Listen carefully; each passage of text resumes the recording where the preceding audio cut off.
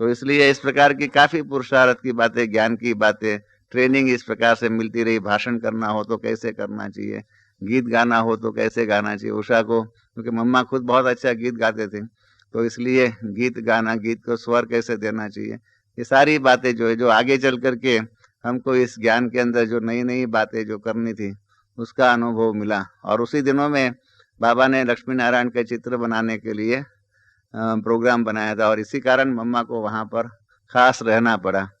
तो वो चित्र बनाने वाला आर्टिस्ट जो था, वो मैं उनको जानता था, मैं कई आर्टिस्ट को जानता था, उसमें एक जो आर्टिस्ट था, उसमें मेरे पहले एक संस्था के साथ परिचय था। उस संस्था का सिंबल जो है, वो सिंबल उसने बनाया हुआ था, और बच्चा बहुत अच्छा फिलोसॉफिकल दृष्टिकोण से उसने वो सिंबल बनाया था। तो उसी के कारण मैं उस व्यक्ति को, उसका नाम कापड़िया सरनेम थी, तो उसको लेके आया मम्मा के पास और उसको बताया कि ऐसे ऐसे ये लक्ष्मी नारायण का चित्र बनाने का है। तो उसने उस चित्र का डिजाइनिंग आदि बनाने का शुरू किया, और उसमें हर कई बातों की गहराई में जा करके कि लक्ष्मी नारायण के कपड़े कैसे होंगे, पाँव खुले होंगे या पाँव में क्या होगा, ऐसी बहुत सी बातें, ताज होगा तो क्या होगा, कमर पट्टा या जो कमरबंद जो होता है वो होगा तो क्या होगा, उसमें कितने रत्न होंगे, नौ रत्न होगा तो कैसे होगा, फिर उनके पीछे में उनका जो महल होगा तो कितने महलों के ऊपर झंडा होगा या झंडा नहीं होगा, इतनी छोटी छोटी बातों के ऊपर इतनी गहराई में जाकर के उसकी तैयारियां की, और उसमें ही 8 मास बीत गए। परंतु उसके परिणाम रूप इन चित्रों बनाने के बारे में हमको प्रेरणा मिली, शिक्षा मिली, और उसके आधार पर बाद में हम लोगों ने प्रदर्शनियां आदि का कारोबार किया, तो आप सब जानते ही हैं।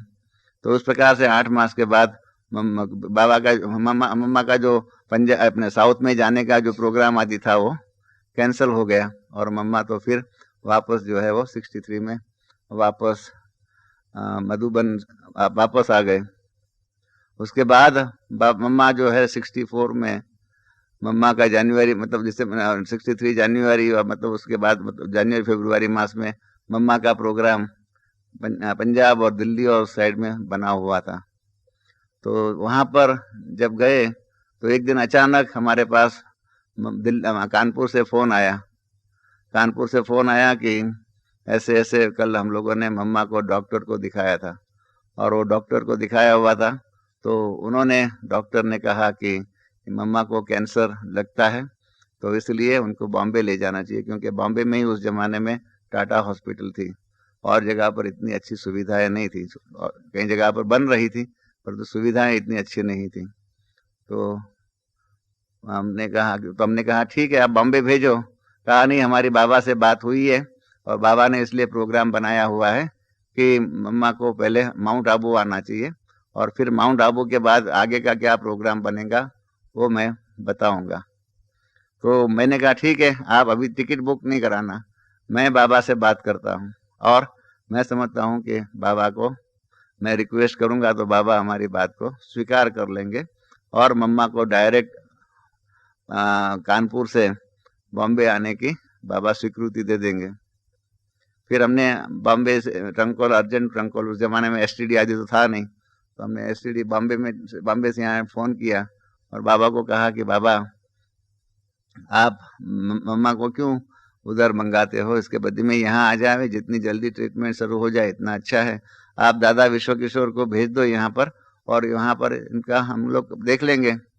बाबा ने कहा परंतु मम्मा को आप रखेंगे कहाँ, क्योंकि हमने हमारा पुराना घर जो था उसको निकाल दिया था, तो हमारे पास एक ही घर था। तो मैंने कहा बाबा उसमें क्या हो गया, हमारे घर के अंदर जो है छोटा मोटा घर जो भी है उसमें हमारा घर में सब बंदोबस्त हो जाएगा, और ऐसे समय पर घर छोटा है या बड़ा है उसको देखना नहीं होता है, परंतु उसके अंदर तो घर के अंदर डॉक्टर होता है तो अच्छा होता है, क्योंकि डॉक्टर जो ट्रीटमेंट देगा उसको ट्रीटमेंट के आधार पर इंजेक्शन देना होगा या जो भी करना होगा, हमारी जो लौकिक बड़ी बहन जो है वो उसको ट्रीटमेंट देंगी, तो इसलिए और ही अच्छा रहेगा।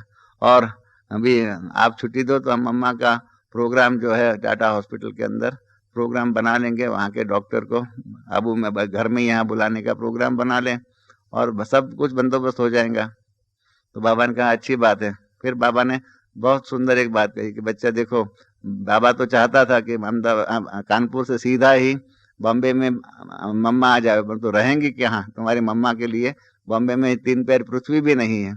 तो इसलिए बाबा को उसकी चिंता थी, इसलिए कानपुर से आबू मंगा करके इतने में आप लोग रहने का बंदोबस्त कर लेंगे और फिर मम्मा को मैं भेजूंगा, ऐसा मैं सोच रहा था। तो बाबा, मैंने कहा नहीं बाबा, ये तो घर की बात है, घर में जैसे कोई माँ बीमार होंगी तो कैसे घर के अंदर एडजस्टमेंट हो सकता है, ऐसे सब कुछ हो जाएगा यहाँ पर। तो बाबा ने कहा कि ठीक है बच्चा, ये बहुत अच्छी बात है कि आपने बाबा को निश्चिंत कर दिया। तो मैंने कहा बाबा, हमने तो कुछ नहीं किया है, हमारी ये फर्ज है, हमने तो ऑफर किया, अगर आपको मंजूर ना होता तो दूसरा प्रोग्राम बना लेते थे, आप बाबू में उनको भेजते थे, हम इतने मकान किराया पर ले लेते थे और हो जाता था। तो बाबा ने कहा नहीं, ये बहुत ही अच्छा प्रोग्राम बना है। तो मम्मा बॉम्बे में आए और बॉम्बे में हॉस्पिटल, ये पहले डॉक्टर पे मास्टर करके जो है टाटा हॉस्पिटल का चीफ सर्जन था, उनको हमने हमारे घर पे बुलाया और मम्मा को दिखाया। देखते ही उसने कहा कि ये कैंसर है और इसका तो ऑपरेशन होना चाहिए। तो हमने फौरन उस डॉक्टर को कहा, डॉक्टर साहब आपकी कुछ गलती हो रही है, आप तो जानते हैं कि ऐसे केस में पहले बायोप्सी होनी चाहिए और बायोप्सी के बाद नक्की होता है कि कैंसर है या नहीं। आप तो किसी की जिंदगी के साथ खेल रहे हैं और उसमें भी ऐसी व्यक्ति की जिंदगी के साथ आप खेल रहे हैं जो हमारे संस्था की मुख्य संचालिका हेड है। तो उसने कहा, रमेश भाई ऐसी कोई बात नहीं है, मैं जानता हूँ, मेरा 40 वर्ष का अनुभव है कि ऐसी जो गांठ होती है, ऐसी जो डेवलपमेंट जो होती है, ये कैंसर की ही होती है, ये मेलिग्नेंट ही होती है, नॉन मेलिग्नेंट नहीं होती है।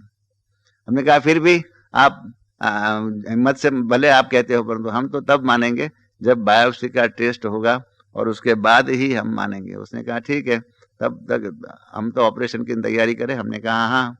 हमने बाबा से फोन किया और ऑपरेशन का नक्की कर दिया। हॉस्पिटल में, टाटा हॉस्पिटल में मम्मा को दाखिल भी किया। मम्मा के ऑपरेशन के पहले और एक कन्या का ऑपरेशन था, उसको भी मम्मा जैसी ही बीमारी थी। तो उसका जो रिजल्ट जो है,